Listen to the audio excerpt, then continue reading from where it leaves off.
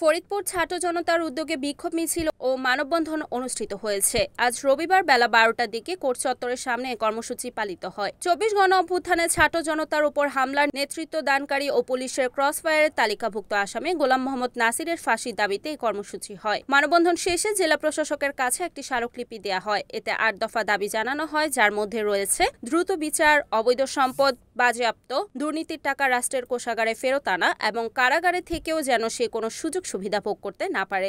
এমন সময় বক্তারা হুঁশিয়ারি দিয়ে বলেন, একজন রিমান্ডপ্রাপ্ত আসামি কিভাবে বসে থাকে এটা আমাদের জানা নাই। রিমান্ড মানে যদি জামায়াত হয়, রিমান্ড মানে যদি বসে বসে চা বিস্কুট খাওয়ানো হয়, তাহলে আপনাদের মতো প্রশাসন আমাদের প্রয়োজন নাই। সুতরাং আপনাদেরকে একটা কথাই বলতে চাই, আমাদেরকে কঠোর হতে বাধ্য করবেন না।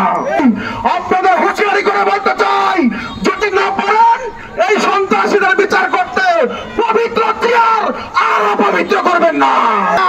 5 দিনের রিমান্ড হয়েছে, আগামীকাল আমরা দেখবো হাত ঠিক আছে নাকি পা ঠিক আছে।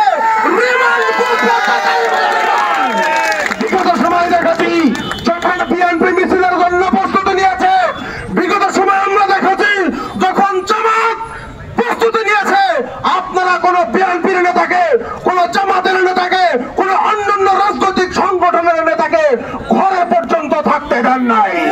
আমরা চাই অতি দ্রুত এই যে তার ফাঁসির চাবিতে আমরা আজকে গঠিত হয়েছি, তাকে অতি দ্রুত বিচারের আওতায় তো আনতেই হবে।